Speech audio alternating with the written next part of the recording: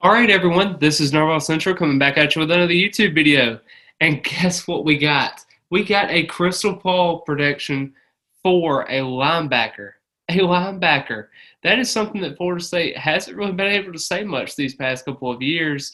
And four-star linebacker Blake Nichelson from California, he actually got crystal ball to Florida State recently by Brendan Sinone, a 247 Florida State insider from 247 Sports.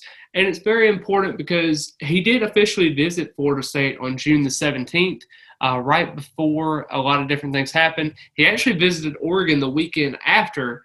He has visited that school a little bit more than he has Florida State, but that is expected considering he is from the California area. But he did mention in a recent interview that they had with 247 Sports that his family actually does visit Florida very often. The other kind of interesting tidbit is that he may be moving to the state of Florida. It's not really positive right now, but that is kind of a rumor floating around right now. Just kind of speculation right now, but that would mean a huge, huge get for Florida State going forward there with the linebacker position. And I think you got a good special piece in Omar Graham Jr. that you're kind of building for next season. And hopefully, you can be able to groom him. And whenever guys like Tatum Bethune and Kalen DeLoach and even Amari Gaynor, I mean, those are kind of three veteran leaders that you have on the team on the linebacker core. They're all juniors. So you even got a guy like Brendan Gant, who's a junior. And then you got, Stephen Dix Jr. and DJ Lundy.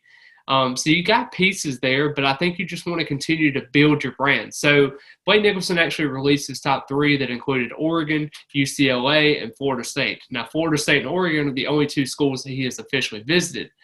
His stats from last season, he had 49 total tackles, 11 tackles for loss, 7 sacks, 1 pass breakup, 3 forced fumbles, 1 fumble recovery, 1 safety, and 1 interception for a touchdown.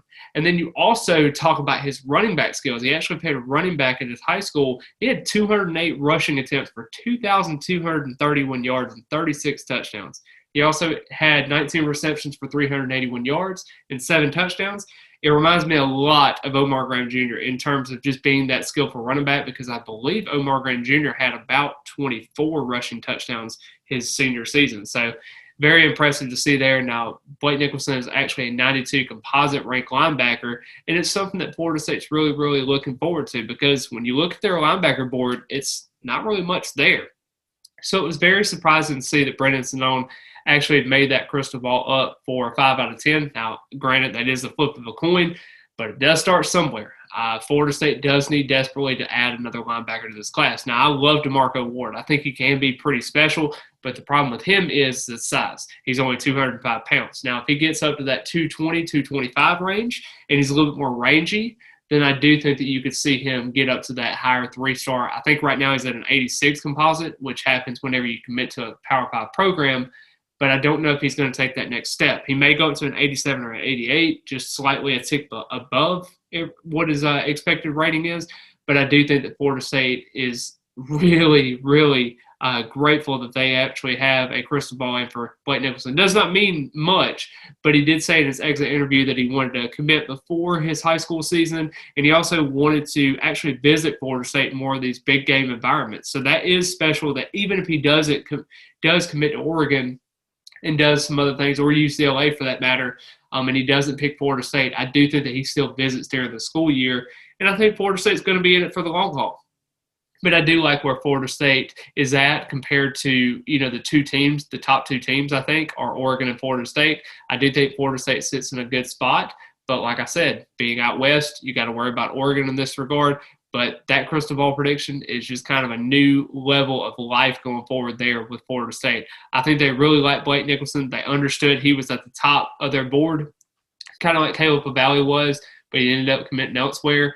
And you even got a guy that was, there's not a whole lot of targets at the linebacker board. So you really have to figure in a lot of different things. Like a D. Creighton going to Clemson really kind of fell off Florida State's radar at the very end when they made the linebacker coach change. And you're really just trying to find other pieces to be successful, because you want to add more depth at your positions. I do think Florida State wants to add 2. They may add 3 with a transfer. But right now, they just kind of have that veteran help that they have right now in the rotation with Tatum Bethune and Kalen DeLoach. I think those are your 2 studs. You try to figure out what you're going to do around those guys. But I do think Florida State's sitting up well for recruiting at the linebacker position, especially since I do think that this is going to be one of the best positions they've had position group-wise at the linebacker position since 2015. So it's going to be very important for Florida State to continue that onward trend, and hopefully Randy Shannon can be able to lure in another linebacker prospect like Nichelson. But I hope everyone enjoyed the video today. Thank you all for watching. Please hit the like button. Please comment your thoughts, and also subscribe to the channel. It only takes 1 second to do so. I'm trying to get out as many short videos as I can to keep you all engaged, to keep you up with the insightful content. But as always, I hope everyone has a great rest of the day, and go Noles.